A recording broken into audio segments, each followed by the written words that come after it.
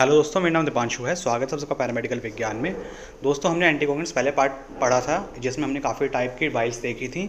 उसी वीडियो का second part है ये। तो एंटीकोगुलेंट आपका क्या होता है? एंटीकोगुलेंट आपका एक केमिकल सब्सटेंस होता है जो कि प्रिवेंट करता है ब्लड क्लॉट के फॉर्मेशन को, यानी कि कोगुलेशन से बचाता है ब्लड को जमने नहीं देता है। उसको हम क्या बोलते हैं? उस केमिकल को हम बोलते हैं एंटीकोगुलेंट। अब हम बात करते हैं एसिडी वाइल की। एसिडी मतलब होता है एसिड, सिट्रेट और डेक्सट्रोज। ये तीनों मिलकर क्या बनाया है? एसिडी। ठीक है।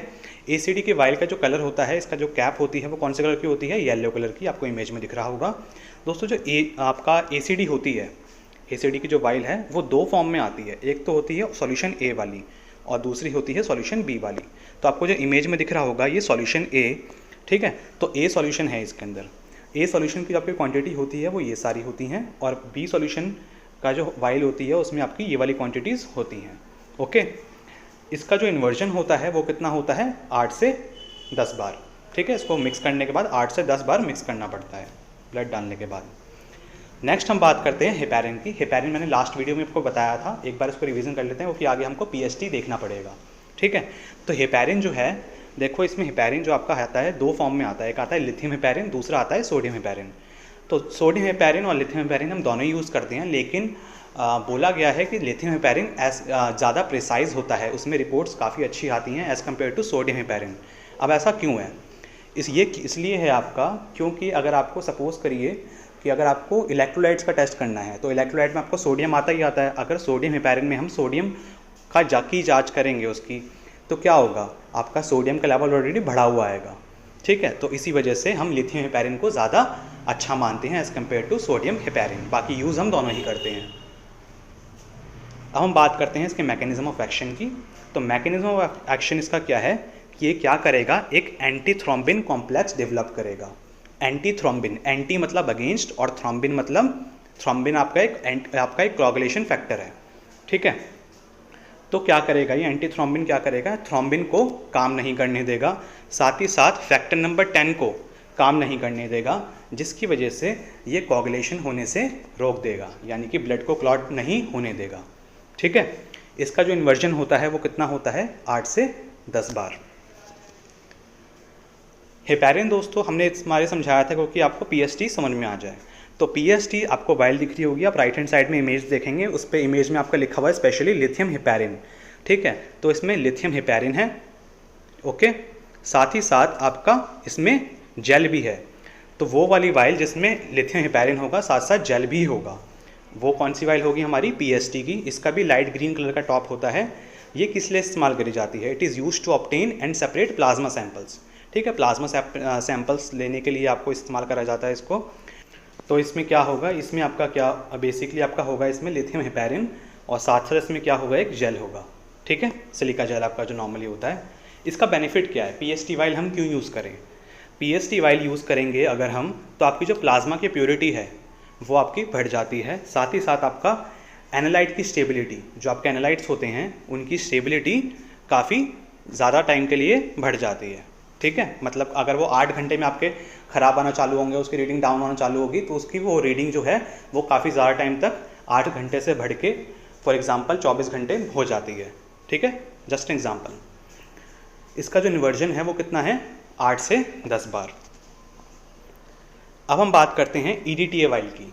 ईडीटीए वाइल आपने लेफ्ट साइड में आपको दिख रहा होगा पर्पल कलर की, लेवेंडर कलर की जो दिख रही है, और राइट हैंड साइड में आपका जो है वो है K2 ईडीटीए। वो कौन सी कलर की है? पिंक कलर की। अब इन दोनों में डिफरेंस क्या है? इस वाले में होता है K3 ट्राई पोटेशियम, और राइट हैंड साइड वाली जो पिंक कलर है इसमें क्या होता है? Di potassium. इसको याद रखिएगा, दोनों में डिफरेंस क्या होता है। दूसरी चीज़, K2 ईडीटीए इसको हम ज़्यादा प्रिसाइज मानते हैं एज़ कम्पेयर टू, इसमें जो रीडिंग आपकी आती हैं वो ज़्यादा अच्छी आती हैं, इस वजह से इसको क्रॉस मैचिंग में इस्तेमाल भी करा जाता है ब्लड बैंक में। ओके। तो ईडीटीए के बाद हम बात करेंगे पीपीटी ट्यूब्स की।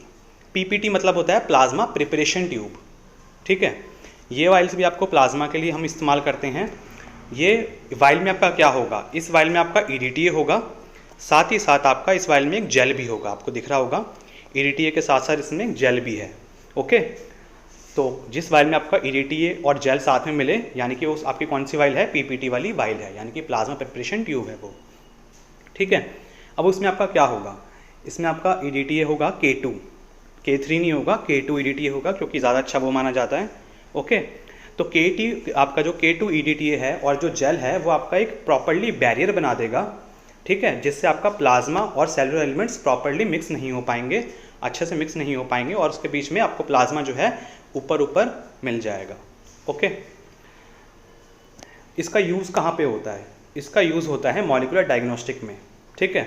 मॉलिक्यूलर डायग्नोसिस में आपके टेस्ट के लिए इसको इस्तेमाल करा जाता है, जहाँ पे कि आपको क्या चाहिए, अनडाइल्यूटेड प्लाज्मा चाहिए होता है।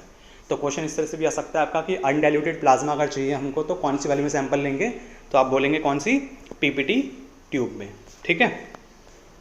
अब हम बात करते हैं ट्रेस एलिमेंट्स।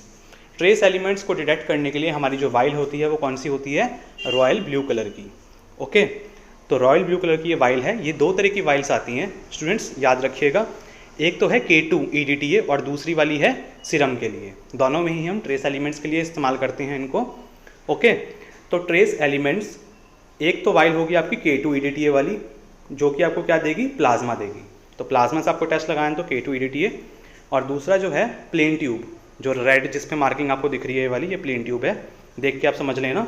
और इसमें क्या निकलेगा, आपका सीरम सैंपल निकलेगा। ओके, अब हम बात करते हैं EST ट्यूब की। स्टूडेंट्स, EST ट्यूब में आपका कोई भी एडिटिव नहीं होता है, कोई भी एंटीकोगुलेंट इसमें नहीं होगा, याद रखना। ये आपको सिर्फ वाइल समझाने के लिए, वाइल की कलर कोडिंग समझाने के लिए मैंने इसमें डाला है कि EST ट्यूब भी होती है। अगर आपको कभी दिखे तो आप उसमें कंफ्यूज ना हो कि ये वाइल कौन सी है, मैंने तो कभी देखी नहीं, इस वाइल के बारे में पढ़ा ही नहीं है, ठीक है। तो EST ट्यूब होती है, इसको एज अ डिस्कार्डेड ट्यूब भी बोलते हैं हम, ठीक है। तो एक बार गवर्नमेंट एग्जाम में क्वेश्चन भी आया था इसका कि डिस्कार्डेड ट्यूब कौन सी होती है, तो 3-4 ऑप्शन दे देंगे आपका, तो आपको टिक कौन सा करना है, EST tube. Okay, it is use to remove the dead space from the tubing. जो आपका ट्यूबिंग होती है ब्लड कलेक्शन सेट में, उसमें कुछ कभी बार स्पेस आ जाता है, कुछ क्लॉटेड सैंपल्स आ जाता है, तो उसको रिमूव करने के लिए हम क्या करते हैं, इस वाइल का इस्तेमाल करते हैं, और इसके बाद उसको डिस्कार्ड कर देते हैं बिन्स में। ओके, मेडिकल वेस्ट वाले डस्टबिन्स होते हैं। अब हम बात करते हैं CPT की। CPT मतलब सेल प्रिपरेशन ट्यूब्स। ओके, आपको इमेजेस दिखाया था एक बार ट्यूब्स की। इस तरह की आपकी ट्यूब्स होती हैं, कलरफुल से ट्यूब्स होती हैं ये, इनका जो कैप होगा वो कलरफुल होगा। ओके, इसके बारे में देखते हैं हम। तो CPT आपकी जो ट्यूब है, ठीक, या फुल फॉर्म याद रखना, सेल प्रिपरेशन ट्यूब्स। इसको यूज़ करा जाता है कलेक्ट करने के लिए होल ब्लड स्पेसिमेन को, और ठीक है, और आपका मोनोन्यूक्लियर सेल्स को।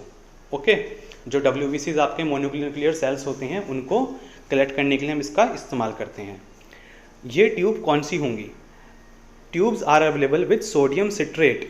सोडियम सिट्रेट वाली कौन सी वाइल होगी, यानी कि कौन सी वाइल में सोडियम सिट्रेट होगा, जिसमें आप वाला होगा, ठीक है। ओके, और सोडियम हेपेरिन किस में होगा, जिसमें आपका रेड और ग्रीन कलर की कैप होगी, ये वाली वाइल्स, ठीक है।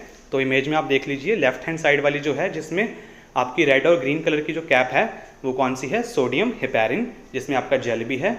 ओके, और दूसरी जो राइट हैंड साइड पे है उसमें ब्लूइश और ब्लैक कलर का जिसमें कैप है वो है क्या, सोडियम सिट्रेट।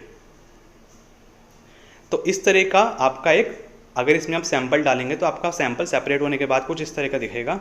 ओके, तो सबसे ऊपर देखेंगे आप प्लाज्मा आ गया, उसके बाद आपके WBCs जो हैं वो आ जाएंगे, उसके बाद एक डेंसिटी ग्रेडियंट फ्लूइड जो वाइल के अंदर ऑलरेडी प्रेजेंट होता है वो इसमें आ जाएगा, उसके बाद आपका जो जेल है वो आएगा, और लास्ट में आपका क्या आ जाएगा, बाकी सेलुलर कंपोनेंट्स।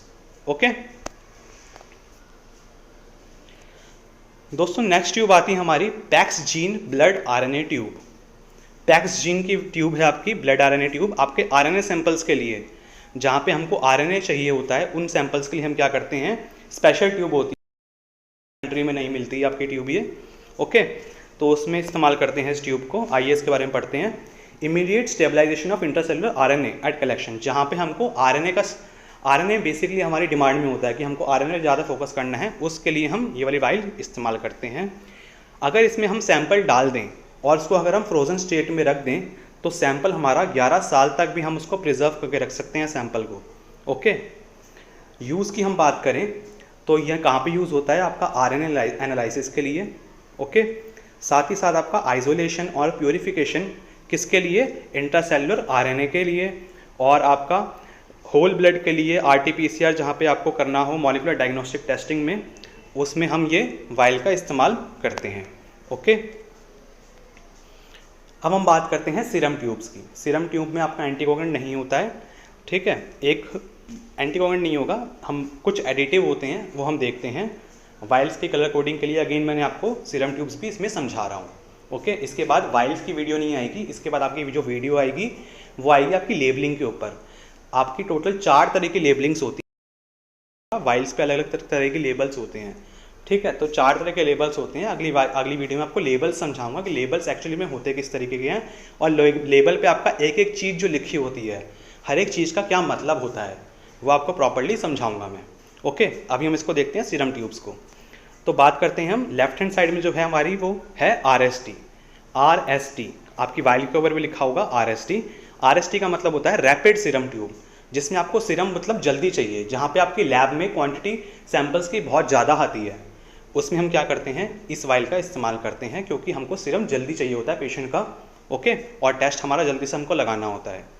दूसरी होती है राइट हैंड साइड पे CAT लिखा हुआ है, देखो वाइल के ऊपर भी, आपकी जो वाइल है इसके ऊपर भी देखो CAT लिखा हुआ है। तो CAT का मतलब क्या है, क्लॉट एक्टिवेटर ट्यूब, ठीक है। इसमें क्या पड़ा होगा, क्लॉट एक्टिवेटर होगा।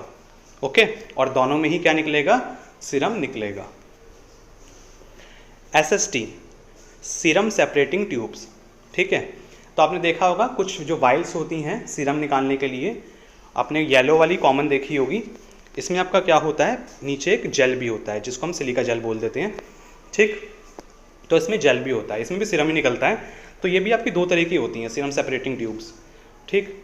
एक में क्या होगा लेफ्ट हैंड साइड वाली में, जिसमें ऑरेंज कैप है, ऑरेंज कैप वाला कौन सा है, उसमें वो सब्सटेंस पड़ा होता है आपका, थ्रोम्बिन पड़ा होता है एडिटिव, ठीक है, जिससे आपकी कोगुलेशन और ज़्यादा फास्ट हो जाती है। ओके, और राइट हैंड साइड में हमारा क्या है, उसमें क्या पड़ा होगा, सिलिका जेल होगा, ठीक है। लेफ्ट हैंड साइड वाली में सिलिका जेल तो होगा ही होगा, लेकिन साथ में थ्रोम्बिन भी होगा, जिससे आपका क्लॉटिंग ज़्यादा तेज हो जाए। ओके, तो ऑरेंज जो टॉप है उसमें थ्रोम्बिन होता है, ठीक है, थ्रोम्बिन होगा, आपका क्लॉटिंग एजेंट हो सकता है, उसके अंदर जेल वाली भी आती है, विदाउट जेल भी आती है ये, और इसमें क्लॉटिंग टाइम कितना है, 5 मिनट। 5 मिनट में आपका सीरम जो आपका जो ब्लड है टोटल क्लॉट हो जाएगा, और उसमें से आप सीरम ईजिली सेपरेट कर सकते हैं जल्दी, ठीक है। इसका इन्वर्जन कितना है, 5 to 6 टाइम्स। अब दोस्तों कि हमको जेल ट्यूब क्यों यूज़ करनी चाहिए as compare to non gel tubes, ठीक है, बहुत इंपॉर्टेंट क्वेश्चन है ये कि जेल वाली ट्यूब्स हम क्यों लेके आए, नॉन वाली जेल जो जिसमें जेल नहीं था उस ट्यूब से भी तो हमारा काम चल रहा था, तो ये वाली ट्यूब्स हमको क्यों चाहिए होती हैं जेल वाली। ये एक तो सबसे पहली चीज़, ये स्टेबल बैरियर बनाती हैं, किसके बीच में, सीरम या फिर जो प्लाज्मा है उसका और आपका जो नीचे जो ब्लड है, सेलुलर एलिमेंट्स हैं, उनके बीच में प्रॉपर्ली बैरियर बन जाएगा, जिससे वो अच्छे से मिक्स नहीं होंगे, ठीक है। तो ट्रांसपोर्टेशन के दौरान भी उनको दिक्कत नहीं होती है। ओके, जिससे क्या होगा, उनके जो एनालाइट्स हैं वो ज़्यादा स्टेबल रहते हैं as compare to non gel tubes, ठीक। सैंपल की जो क्वालिटी होती है वो ज़्यादा अच्छी हो जाती है, आपका जो वर्क फ्लो है वो ज़्यादा ऑप्टिमाइज हो जाता है। अगर हम आपका जेल वाली ट्यूब में करेंगे सैंपल सेपरेट, तो उसमें सेंट्रीफ्यूगेशन टाइम जो होगा वो कैसा हो जाएगा, घट जाएगा। ओके, साथ ही साथ सैंपल प्रोसेसिंग टाइम भी आपका कम होगा, आपका 5 मिनट में, जैसे बताया थ्रोम्बिन वाली हम वाइल यूज़ करेंगे तो 5 मिनट में आपका ब्लड क्लॉट हो रहा है, ठीक है। तो प्रोसेसिंग टाइम भी आपका कम हो रहा है, ठीक है। तो ये आपकी सारी वाइल्स थी, जितनी भी वाइल्स आती हैं अभी, जितनी भी कंट्रीज़ में जो भी वाइल्स चल रही हैं, सारी वाइल्स मैंने आपको एक्सप्लेन कर दी हैं। अगर आपका अब भी कोई क्वेश्चन है तो आप कमेंट बॉक्स में ज़रूर पूछिएगा, ठीक है। वीडियो अच्छी लगी हो तो लाइक कर देना, और कमेंट करो ज़्यादा से ज़्यादा, वीडियो को शेयर करो दोस्तों के साथ ताकि उनकी भी नॉलेज बढ़े। ओके, तो मिलते हैं नेक्स्ट वीडियो में, तब तक के लिए बाय बाय।